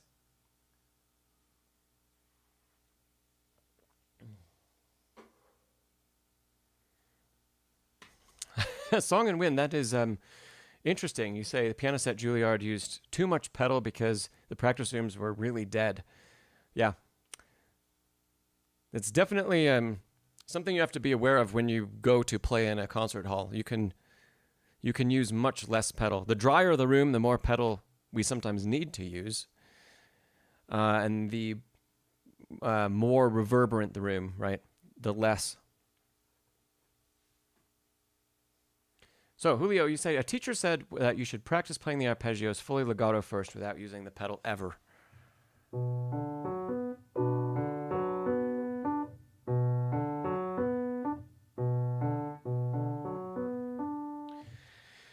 Julio, I would say that really depends on a person-to-person basis. There is some importance that can be given to true finger legato, playing that line and feeling that connection. But we can only play correctly with true finger legato if we already understand how to release every note and play without tension. If we try to introduce this too early and we haven't learned how to release every finger in a natural and relaxed way, we end up creating tension in the hand, and we get, I need to have an audio thing for this. The claw. We get the claw because our hand stays in this position in trying to execute this smooth thing with fingers only. That's the part that I am not in favor of, and that so often I am trying to break students, my in-person students, out of the habit of, because I see they come after having teachers that say finger legato is the only way, it's the only way, it's the only way. They come in with these kind of wild fingerings written in their score, and I say, we just put the pedal down and we get legato. Of course, it is more complicated than that. But first and foremost, we have to learn how to release, right? And if we have trouble doing that, the better thing for our ear is going to be to understand that this is connected and we can connect it with the foot. And we work on releasing the fingers the way they need to be released. Then we can start to incorporate more finger legato as necessary, or as we want, or as we need to practice. But, for example, for a teacher to tell an intermediate student to only practice with finger legato, that student better have fantastic control of their releases. Otherwise, it's going to cause a new technical problem. So, Julio, yes, there is value in playing the arpeggios fully legato. Yes. Just be sure that we're doing it in a healthy way. And if we're not, work on your release first before trying to play fully finger legato. That would be literally detaching, going very slow, and making sure that every note, every finger is allowed to release, and do it in a natural way. So Julio, if it sounds really disconnected, there could be two causes to that problem. One could be the left hand. If you're playing the left hand by itself and it sounds disconnected without pedal, then our finger legato needs work. That's all without pedal, right?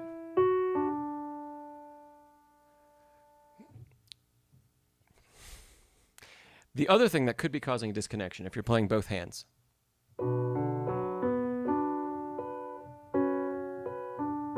the right hand, we have this pulsing single pitch. Anytime we have to re-articulate a single pitch over and over again, we have to release the key. As soon as we release the key, we get disconnection. So it comes down to what you're experiencing, Julio. The other thing, Bachwart's fellow, I like that. He says practicing release from slightly overlapped to slightly detached helps. That's nice. Yeah. Sir Woolsey, I'm glad you got my email yesterday. Yeah. There was another thing that practicing without pedal, if we're practicing both hands and we're playing them without pedal, there's another thing that it reinforces with this piece that I don't think is a good thing. And that is the right hand is not allowed to be very free. It has to stay engaged in the key for as long as possible. That is the opposite kind of technique as what we really need to be able to play this as quietly as possible, which is relaxed. And I'm sure you can see it, but I am not staying at the key bottom. The pedal is for that. And I'm going to have much more control by allowing my fingers to release here than trying to play without pedal. I'm never going to be able to mask the detached sound because of the nature of the writing. As a secondary negative to this, when you practice detached on the right hand like this, unknowingly detached, you're imprinting on your ear to actually hear an accent and an accent and an accent and an accent, etc. We don't want any of that, despite the notation actually has some emphasis marks. But they're subtle. They're not like that, right? Whew, okay. I think we'll call it a day on that topic.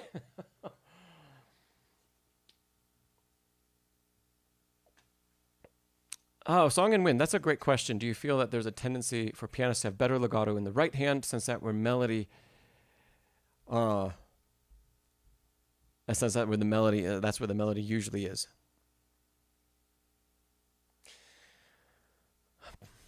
I think that if legato has been worked on, it's probably better in the right hand than in the left hand for most students of piano. This would be a great piece to give to a student who needs to work on playing more legato with the left hand, sure. But there are a lot of pieces that use some kind of arpeggiated left hand as a texture or as a harmonic element and not a melodic element like it is in this prelude. And in those cases, sometimes we can still develop a nice sense of legato in the left hand.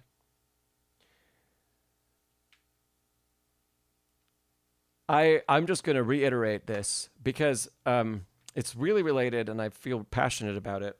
And it's really related to this talk about legato. It's partially related to the email that I sent out to my email list yesterday, and it is one of the first things that I mentioned in my video called "Is Legato Made with the Fingers?" I think that's the title of it. And right at the beginning, I use an audio excerpt from Stephen Huff talking about how trying to make everything finger legato plagued him for years and years and years as an artist. And no one, not any of his teachers, taught him that it was okay to just move the hand, to just move the hand and the arm. And his playing dramatically improved, and his ability to relax at the instrument dramatically improved when he said, legato isn't only about what the fingers are doing. It's about what everything is doing together. And so when we allow the mechanism to work correctly, let's say we're playing, again, like the arpeggiation at the beginning of this Chopin nocturne, right? There is no way, well, I shouldn't say that. The first bars, sure, we can finger legato, but that would never be the technique you'd play this with, because it keeps the hand stretched. Right? And then the arpeggiation actually gets even larger, where sometimes we might not even be able to reach a key. All fixed if we just allow the hand to move from pitch to pitch and stay in alignment. Legato is still present.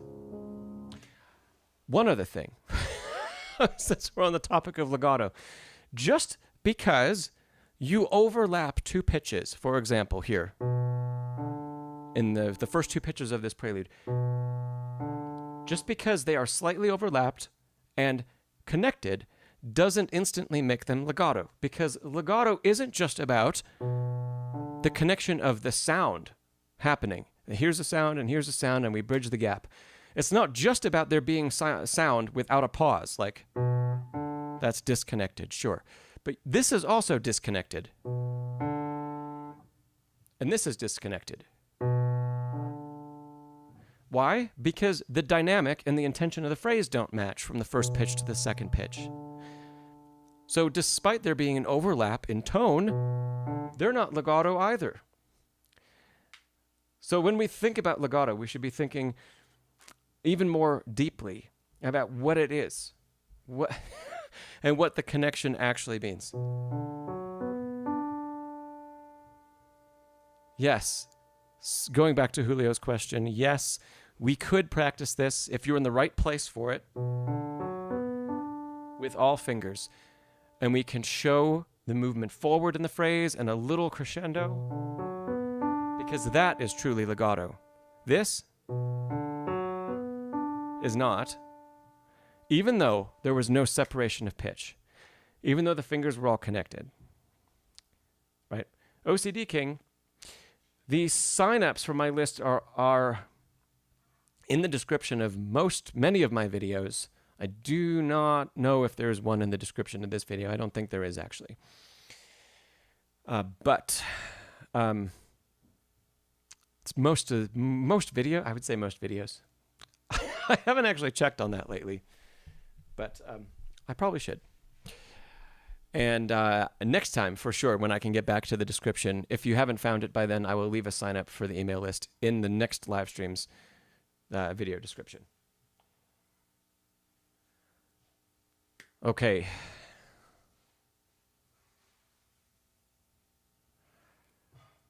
Okay. we're gonna pause that discussion, and let's see. I'm gonna try to find where we were.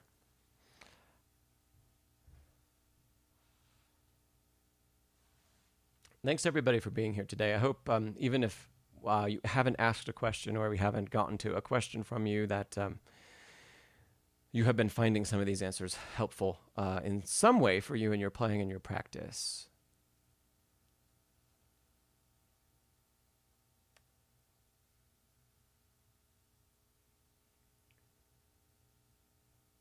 Okay. I'm going through the chat about when we were talking about schools of piano technique and interpretation.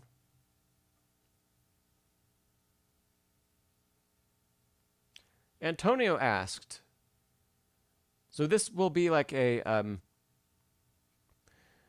this will be a little precursor to maybe next stream. Antonio asked if I could give you an honest 2 cents about the Modern D virtual instrument from VI Labs. because nobody's listening from PI Labs. And yeah, I can do that. I'll do that quickly. So if you missed at the beginning, I was talking a little bit about, almost 2 hours ago, I was talking about how I was involved in the promotional video production for a new sample library, a new virtual instrument. And it's a model of a relatively new, it was almost brand new at the time, as a 2021 Model D Steinway. And I believe this was after, it was right after the unification of the factories from New York and Hamburg. So it was a New York built piano, but it has less historically in common with the older New York Steinways. Then, you know, if you're familiar with what Steinway's doing, they are trying to bring the two pianos, the two regions, and they're trying to make the tone closer together and the look of the instruments also. Oh, Song and Wind, thank you. I appreciate it. So, 2 cents on the sample library. It really is probably the best sample library that I have ever played. And I'm not saying that just because I'm friends with the guys at VI Labs. But it is full of nuance. It feels like a real instrument. It has a lot of color capabilities. It is a lot of fun to play. And it has a huge dynamic range, which usually developers of virtual instruments limit the dynamic range of the instrument, which makes it a little easier to work with in production settings, but it makes it less real. And they haven't really done that with this instrument. It's when you have to turn the volume up to hear pianissimo, and then when you play fortissimo, it really blows you away, which is, if you were sitting at a D in like a small room, how most people are when they're playing their keyboard, in like a little 12 by 12, 10 by 10 room, and you open it up and you lay into a big fortissimo chord, it should kind of knock you back against the wall. And this library does that.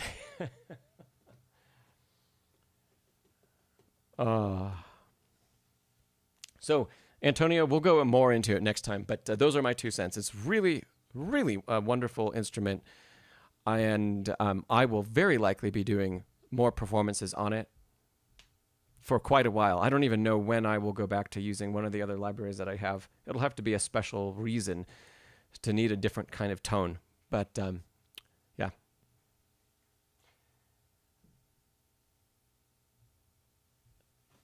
Song and Wind, you said your friend who's a soloist got a Steinway, but they can't play it. That is too bad. Yes. Oh, Kyle. I'll see if we can talk about that next time, Kyle, on optimizing velocity. Yeah. Okay. Gosh, I do need to wrap up soon. Very soon, like in a minute.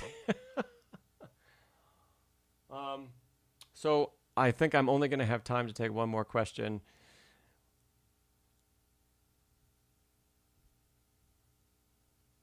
Okay.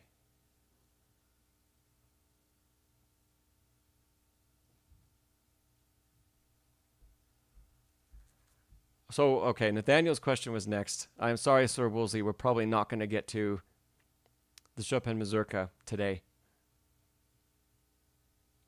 But, Sir Woolsey, if you are working on that, we would love to hear you play it, even if it's a work in progress. Okay, so Nathaniel had asked, can we talk about voicing in Baroque music since the instruments did not allow dynamics? Do you use purely dynamics, or also are there rhythmic alterations?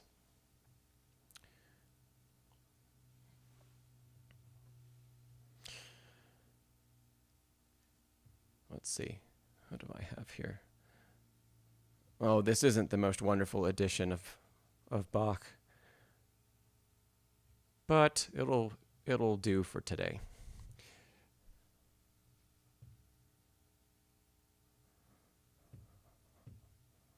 Okay. Something that I've been practicing a little bit of recently. We can use that to talk about. This is from Bach's Well-Tempered Clavier Book 1. The third prelude is something I played a long time ago. And I have been reworking on it and re-fingering a couple things that work better for me now than they did when I first learned it, and so on. So anyway, let's have a discussion about articulation and expressiveness in Baroque music. This will be fairly quick, not fully comprehensive, but it'll get us started. First of all, dismiss the all of these slurs. There are no slurs in the original score, only ties. So, etc. I'm not going to cross them all out. Oh, no articulation marked. Bach didn't notate any of that. So, he also didn't notate crescendo, forte, diminuendo. None of that would exist in the text, which I would show if I had it on my iPad. Okay, we'll just use that to get us started. So what you're given is a blank canvas that if you played it literally, there's also no tempo marking on this, by the way. If you played it literally, it would be something like this.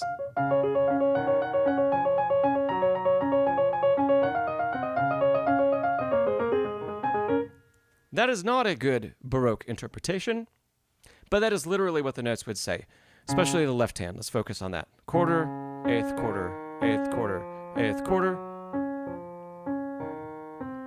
So when we want to show inflection, often we're going to use similar principles, and maybe Bachward's Fellow could speak to this, similar principles as we would use playing pipe organ. We have relatively little control over volume playing pipe organ. Some organs do have a volume pedal. On a traditional organ that would open wooden louvers, right, and allow more sound out, but the pipes themselves resonate with the same volume always. So we're going to use changes in articulation, changes in how long we hold a pitch to show more interpretive essence, more of our musical essence through the piece. One of the primary ways this is done is knowing that, for example, many times, very often, 16th notes in Bach are usually played legato or close to legato. They're usually smooth and connected. Very often, doesn't have to be always, but very often, eighth notes are not. And they'll be played more detached. Those are some general rules that you can start to kind of apply and live with. And they can be broken sometimes in brief areas to show a little bit of interpretive difference. But if we go back to this piece,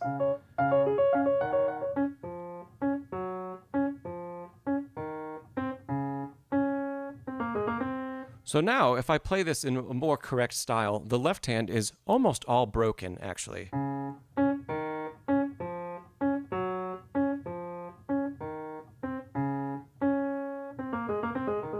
Until it transitions to being 16ths. Right hand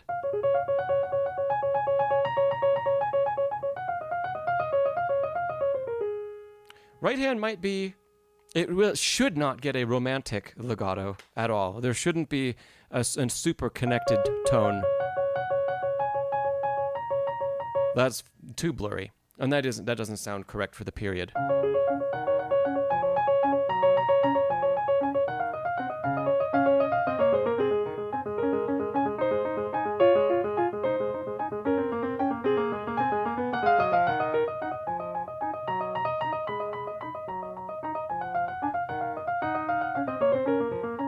Okay, so you get some idea in there. So Bachward's Fellow says, Baroque phrasing is created by the degree of overlap or detachment. Overlap generates slightly greater volume, detach slightly less. And phrasing is also related to breathing. Yes. Love that. That's a great description. Song and Wind says, but in the left hand, shouldn't the eighth note on the third beat be played softly since it's on a weak beat? So let's take a look at that. So,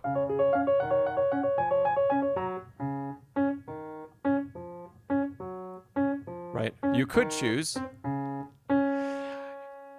gosh, if you wanted to, I don't think there would be any problem with choosing to show a little bit more articulation on beat 3, I think that would be a very viable and still correct interpretation. Or you could choose to show more phrase of the bottom.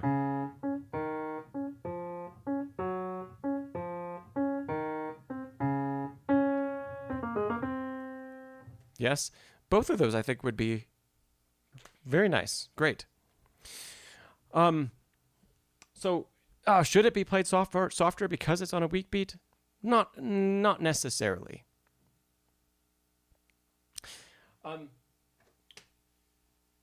Let's talk about one other thing with a Baroque articulation, and something that most of my teachers would talk about. That is not an exact match. Looks like Bachward's Fellow may have even beat me to this. Bachward's Fellow just said, we can also cheat with Baroque music on the piano via dynamics. Purists will howl in disdain, but the rest of us real musicians will accept it. A couple of my teachers would talk about Baroque music dynamics on the piano as being tiered or stepped, where we could still make a crescendo in a phrase, but it has to be very linear, and it has to be very measured, and it has to happen. It can't be a big sweeping romantic gesture. Let me try to give you an example. A sweeping romantic gesture of the beginning of this would be...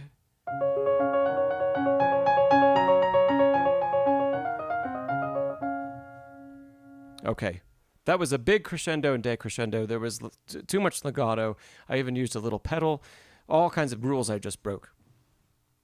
But we could still show an increase in intensity and a decrease in intensity that follows the trajectory of the line. I'm going to come back to that in a second. So first, to give that an example.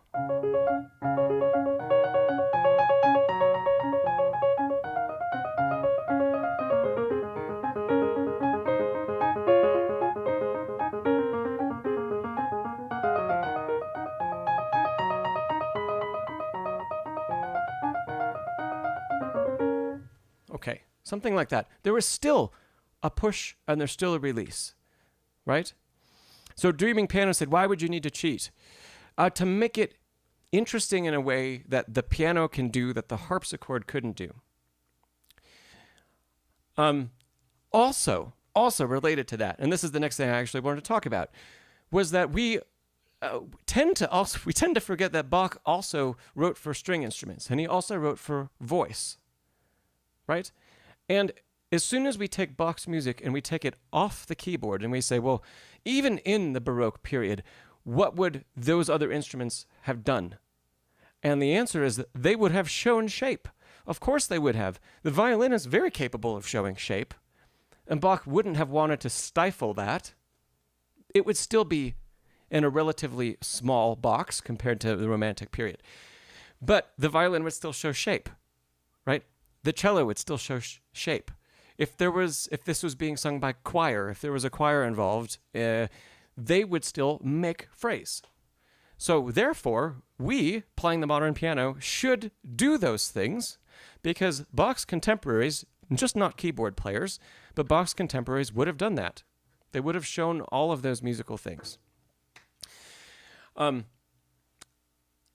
So we can start to show some of that by understanding, let's say if we have, this is a prelude, not a fugue, but let's say this is a two-voice Baroque composition. We have one voice,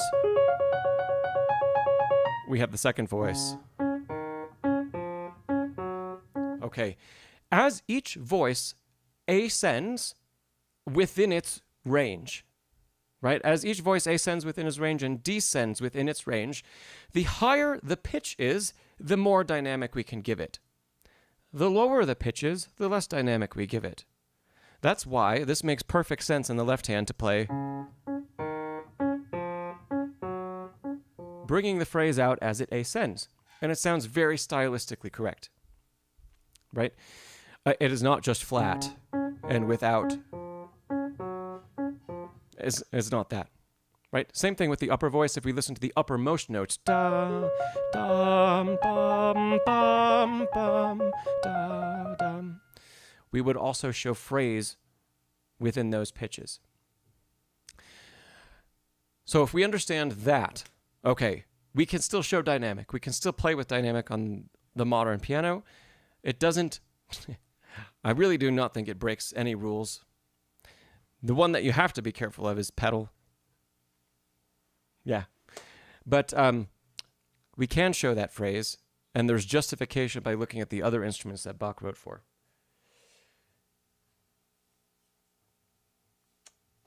Yes, Song and Wind, I hear you. We actually had a couple streams ago, we talked about about how meter dictates accent. Yeah. And Rajat, welcome Rajat, I haven't seen you in a while. But Rajat says phrasing can also be guided by tense harmonies or non-chord and dissonant tones. That is also true. Yes. Yeah. I think we're going to wrap it up on that note today. So, yeah, Sir Wolseley, leave the purists to the harpsichord, sure. You know, and if we were striving to play on period instruments, I think it's important to keep that in mind. But I also think Bach would have wanted the instrument to be more expressive. And he showed us that with other pieces of music that he wrote. So keeping all of Bach's keyboard music kind of two-dimensional almost, I don't think that serves Bach. I don't think that serves what his underlying intention would be. Yeah. Thank you, Rajat. Yeah, Song and Wind, yeah, when there are wide intervals. So if you think about what I just mentioned, though, just to throw it out there, because this is the justification for this being interpretively valid. The uppermost note in the left hand is that C that repeats.